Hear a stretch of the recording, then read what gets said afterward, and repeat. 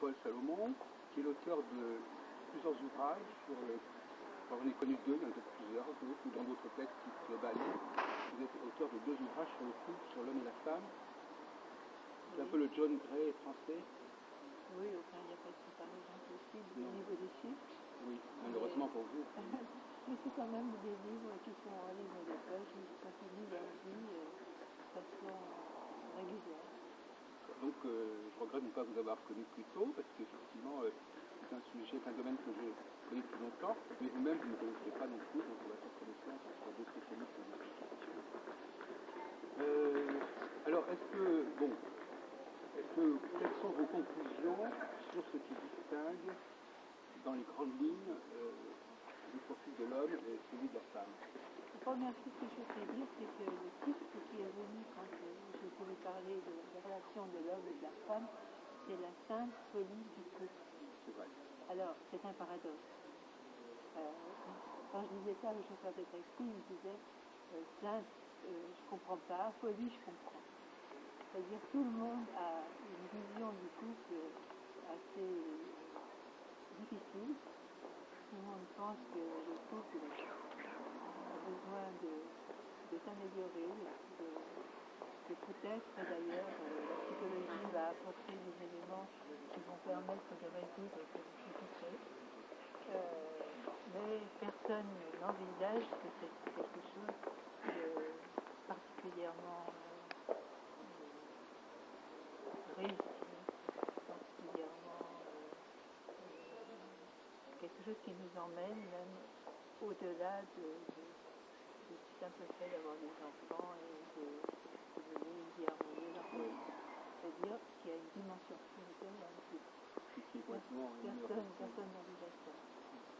Or, sans cette dimension, on pourrait dire que le couple est condamné à vie. Alors, on a entendu, nous sommes dans le colloque organisé par Cardelis, on a entendu l'exposé d'hier un peu sur le centrisme de Mme Cardelis. Est-ce que ça fait partie, cette espèce de complémentarité qu'elle propose, est-ce que ça fait partie de votre sujet ou est-ce que c'est complètement parallèle? Alors, moi, c'est complètement mon sujet, surtout à l'heure actuelle, parce que j'ai compris une sorte de route de transformation qui part du fusionnel, qui passe par le dominant-dominé et par le conflit. Généralement, le couple commence au fusionnel et s'arrête au conflit. Et pour ceux qui traversent ce conflit, il y a ce que j'appelle le stade éclairé, c'est-à-dire celui où on se renseigne sur les possibilités de compréhension psychologique des uns et des autres, c'est-à-dire est-ce que je peux me mettre en cause et pas seulement considérer que c'est mon conjoint qui a tort, est-ce que je peux me mettre, et cette mise en cause est un acte fondamental de conscience. Si je suis capable de dire j'ai tort et l'autre peut avoir raison, il y a un début d'amorce de traversée du conflit. Excusez-moi de vous interrompre. Est-ce qu'on peut regarder le problème sous un angle un petit peu différent, c'est celui du père et de la mère? Est-ce que ça fait partie du couple d'être un bon père et une bonne mère? Bien entendu que pour comprendre le fusionnel, le dominant-dominé et le conflit, on a besoin d'analyser ces rapports au père et à la mère. C'est parce que c'est là qu'ils jouent, qu'on voit leur rôle particulièrement en évidence. On voit quelles blessures se jouent avec chacun d'entre eux, et c'est seulement en traversant aussi cette blessure, c'est-à-dire en l'acceptant, au cœur de la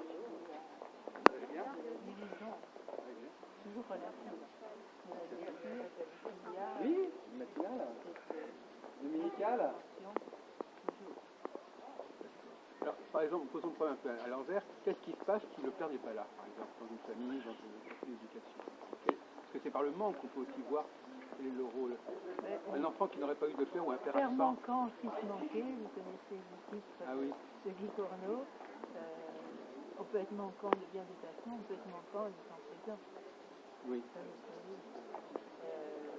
Un père peut être très présent physiquement et financièrement et n'apporter aucun soutien réel dans la construction de son enfant. Mais dans l'absolu, si en admettant qu'il y ait une véritable absence, qu'est-ce que ça provoquerait chez l'enfant?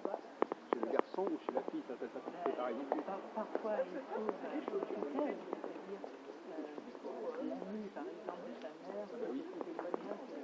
faire de substitution. Heureusement, il y a des guérisons Je suppose que le qu'on problème de appelle des résiliences. la question de l'exemple est importante. L'enfant voit, il n'a pas besoin de recevoir nécessairement directement, il observe ses parents et il prend modèle par rapport à eux, il s'identifie à eux. C'est pas quantitatif. Si un enfant rencontre un être qui s'intéresse vraiment à lui, ne serait-ce que 2 années dans son éducation, sa formation, il peut toute sa vie en être imprégné et réussir justement une conjonction avec ses qualités, ses défauts, alors que dans d'autres cas, s'il ne fait pas cette rencontre, il va traîner dans les salles de la... Qu'est-ce que vous pensez du débat restant sur la théorie du genre et sur l'éducation autour du genre, de la façon dont c'est utilisé à ce débat? Oui, moi je rentre pas dans ces considérations dans la mesure où je considère que le masculin et le féminin Oui, voilà. sont réunis dans une même personne. Ah, voilà. Je suis à ce niveau-là très tantrique. Oui. Et d'ailleurs beaucoup plus que ça, parce que le tantrisme que j'ai étudié dans les vieux textes m'a appris quelque chose d'encore plus fondamental qu'on pourra peut-être évoquer, c'est que la conjonction du masculin et du féminin va produire ce qu'on appelle l'androgyne, qui existe, et l'androgyne en chacun d'entre nous est une voie de réalisation personnelle, intérieure, et donc derrière chaque couple, il y a cette possibilité de s'agrandir mutuellement, c'est-à-dire moi, mon masculin, je peux l'enrichir, je vais lui permettre de grandir à travers l'homme que j'ai choisi. Si ça ne se passe pas, le risque du conflit est très grave. Ce que je ne comprends pas dans votre propos, Paul Salomon, c'est que on n'a pas abordé la question de ce que ça revêt, de ce que ça comporte, ce masculin et ce féminin. Pouvez-vous nous donner quelques pistes de signification et de définition? Ça c'est très important et c'est très clair. Le masculin, c'est ce qu'il y a de plus actif, de plus pénétrant dans notre façon de nous comporter. Le féminin, c'est ce qu'il y a de réceptif. Ouais. Il y a là la coupe et l'épée. Par exemple, c'est un exercice que je peux faire avec une véritable coupe et une véritable épée. Oui. L'homme passe l'épée à la femme, qui l'enrichit de sa dimension. Il reçoit la coupe en échange et ensuite il échange à nouveau en ayant enrichi la coupe et l'épée de cette mission. C'est-à-dire qu'aujourd'hui, nous avons la chance d'avoir de plus en plus d'hommes qui intègrent leur féminin, qui intègrent leur sensibilité. Oui. Ça permet aussi à nombre de femmes d'émerger dans leur côté masculin. Oui. Les femmes, on dit les femmes sont sexuelles, c'est pas ça, elles récupèrent leur dignité. Oui. Pendant longtemps, à cause du patriarcat, les hommes et les femmes étaient privés véritablement du développement du masculin. Les hommes n'avaient pas le droit de souffrir, n'avaient pas le droit de pas être actifs, mais il y avait vraiment une sorte de dureté qui était. Il fallait que l'homme soit un guerrier et que la femme soit à la maison et qu'elle soit disciplinée. Quel est le mot comment est-ce que vous définiriez? Quel est le métier est-ce qu'on peut dire que quelqu'un qui travaille sur le masculin féminin, c'est un sexologue? Quel est le mot qu'on peut utiliser pour désigner les spécialistes de ce sujet? Ah non, il n'y a pas de spécialiste aujourd'hui de ce sujet. Et comment on pourrait les appeler, ces gens-là? Les gens qui travaillent sur le masculin et féminin, sur le couple, sur... C'est des thérapeutes. Ah oui, mais aujourd'hui, moi j'ai commencé il y a 20 ans avec la ceinture du couple et la femme solaire d'annoncer cette dimension, c'est-à-dire de dire attention, le masculin et le féminin, c'est la façon dont les hommes et les femmes évoluent et ça ne va pas cesser d'apparaître sur le plan sociologique comme sur le plan psychologique. Parce que pendant longtemps, cette dimension-là n'était pas permise par la société. Là, il y a une ouverture qui se fait avec les années 60, 70, et une ouverture incroyable qui s'opère sur toute la planète, parce qu'en plus, la culture devient mondiale. social. Donc Oui. les femmes émergent dans leur masculin et créent un couple, ce qu'on appelle un couple intérieur. Et les hommes et les femmes se rencontrent maintenant sur de nouvelles bases qui sont les vraies bases centriques. Les vraies bases centriques ne peuvent pas se manifester sans cet enrichissement mutuel du masculin et du féminin. Mais mon prof de gym peut aussi contribuer. Il n'y a pas que mon mari, il n'y a pas que mon fils, il n'y a pas que mon père. Mais tous les hommes que je côtoie sont susceptibles de contribuer aux bases de mon masculin. Voilà, c'est pas seulement Il y a des qualités tout à fait qui peuvent me frapper, des choses qui peuvent me toucher, qui ne sont pas seulement de l'ordre de l'engagement.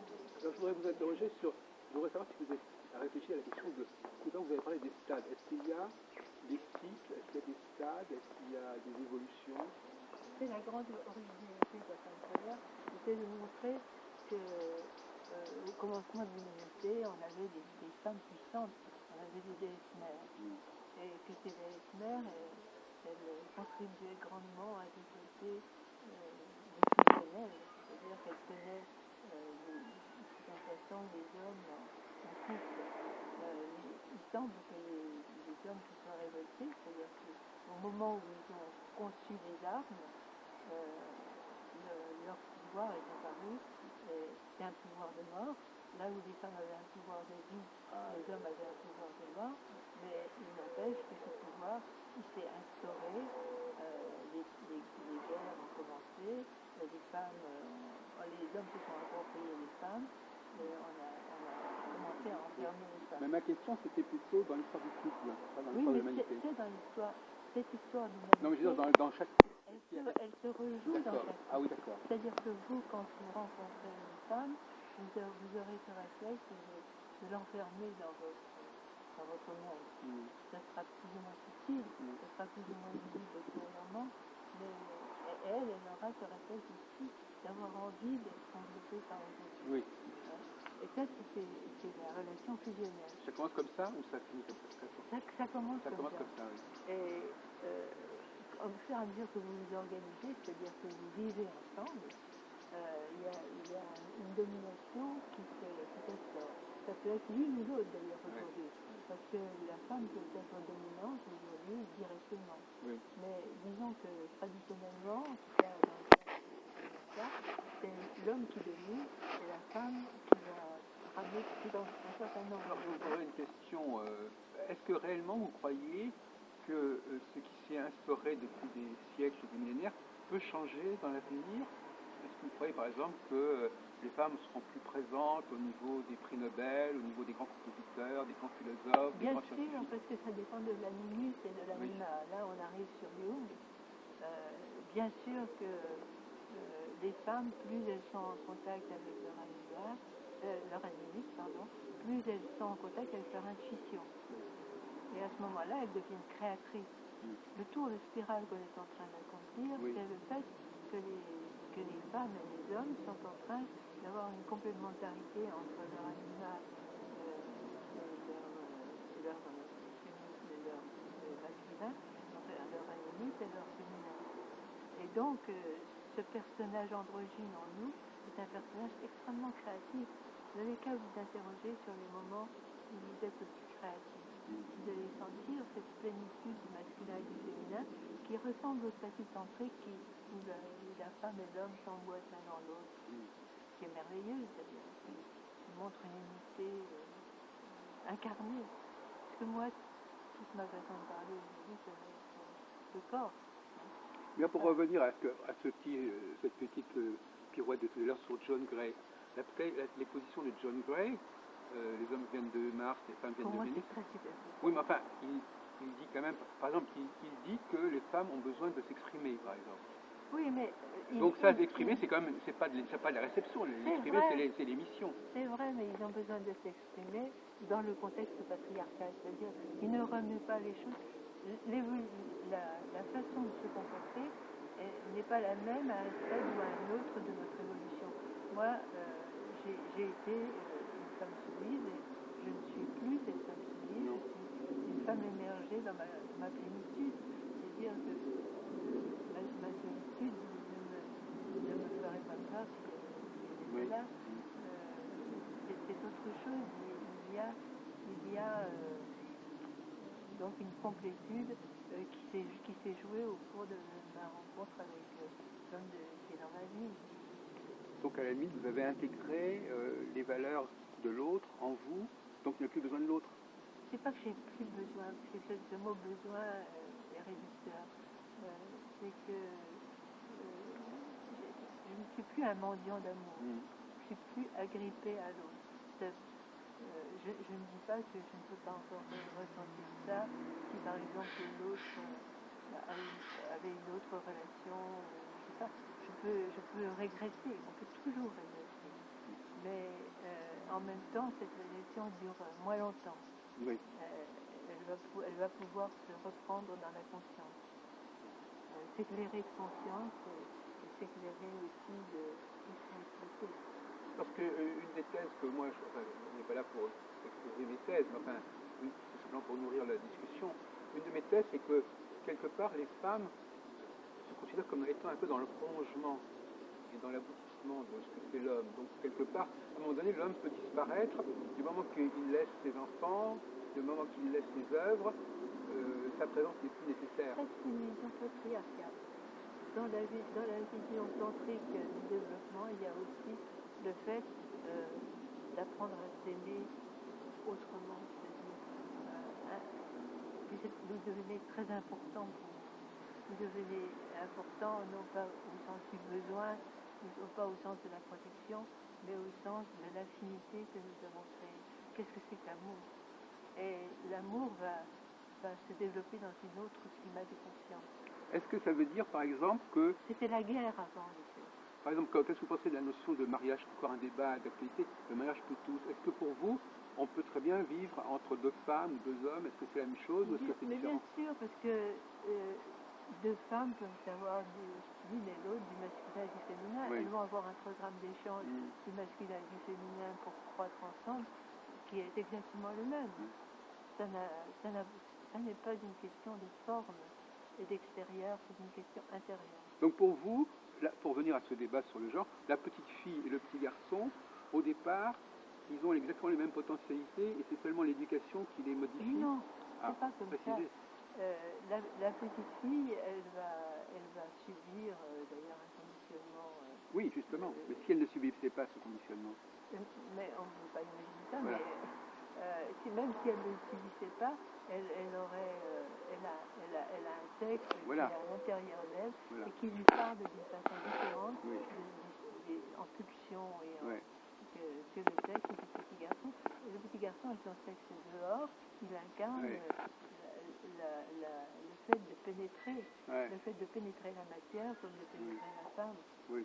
Enfin, au stade du petit garçon, la notion de pénétration n'est pas très évidente. Mais elle existe au sens, quand il fait du bruit comme un coup, quand il passe avec ses camions, quand c'est une ardeur, en quelque sorte, d'action. Là où la petite fille prendra tout le temps de rêve pour jouer sa poupée. Alors, on pourrait, pour être provocateur et pour un peu clôturer votre... Est-ce qu'on ne peut pas dire que la femme, en vous écoutant, mais dans un esprit peut-être qui vous paraîtrait un petit peu pervers, est-ce que vous ne pensez pas quelque part que les femmes ont capté toutes ces énergies masculines et que par conséquent, maintenant, elles n'ont plus besoin vraiment du masculin, ce qu'elles ont capté? Ça, ça risque pas d'arriver, parce que ça se passe pas comme ça, c'est un processus qui est un art, qui est une sorte de déroulement entre un homme et une femme, tout comme l'amour est un art, et on est toujours en train de l'inventer, on est toujours en train d'aller plus loin, c'est plein de subtilités. Quand on se rend compte que dès des siècles et des siècles que le tantrisme a découvert les raffinements, les félicités qui peuvent unir l'homme et la femme dans leur approche, on se rend compte qu'on a encore du chemin à parcourir. Parce que dans le tantrisme tel que j'ai entendu hier, malgré tout, c'est l'homme qui aide la femme à accéder à une certaine dimension de conscience. Non, il coopère. Oui. C'est pas la même chose. Enfin, moi, je sais pas au sens de mon travail.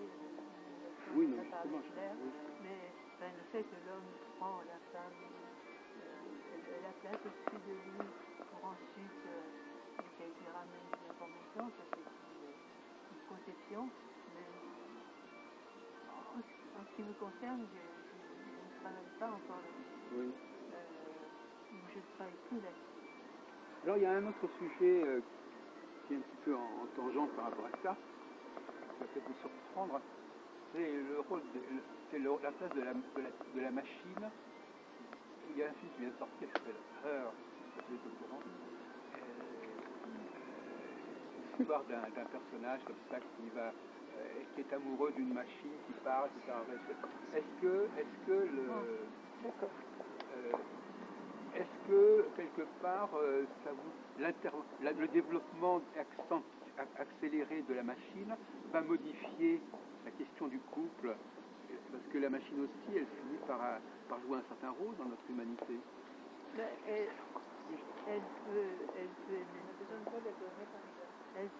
peut être un sérieux inconvénient. Le temps qu'on passe devant l'ordinateur, c'est autant de temps qu'on enlève l'amour parfois. Oui. Non, mais il y a aussi le rôle des machines tout simplement dans la société. Là, au contraire, ça peut, à l'inverse, libérer du temps. Par exemple, chez moi, il y a un robot qui a été installé pour fabriquer les parfums. Mes parfumeurs. Je me rends compte que ça va libérer énormément de temps à tous les employés qui étaient là. Oui, mais moi ce que je voulais dire de manière un peu plus subtile, c'est que quelque part la machine fait des choses qu'autrefois la femme faisait. Oui, vous voulez dire que ça dépossède la femme de son pouvoir? Par exemple, tout ce qui est électroménager, par exemple, il y a beaucoup d'activités au niveau du secrétariat, au niveau de la gestion de la maison, que la machine peut faire à la place de la femme. Donc je me sentirais, moi en tant que femme, je me sentirais quand même menacée par cet envahissement de la machine. Non, moi je me sens confortée pour aller plus librement lire, me promener, aimer. Alors moi j'ai une thèse, je termine là-dessus, j'ai une thèse qui est la théorie de la migration. Vous savez, la migration, quand il y a une invasion, les peuples se refluent. Hein, par exemple, quand il y a eu les grandes invasions, il y a eu des peuples qui ont reflué vers la France, etc. Et de certaine manière, la machine ferait refluer les femmes vers le masculin, puisqu'elle prendrait la place du féminin, et donc les femmes seraient de ce fait-là amenées à vouloir envahir elles-mêmes le masculin. Je pense que c'est une vision intéressante, mais qui ne correspond pas au meilleur de l'humanité. D'accord. Écoutez, je vous remercie beaucoup, Paul. Merci, Andrea, de nous avoir filmés. Ce qui serait bien, c'est qu'on parle sur la femme.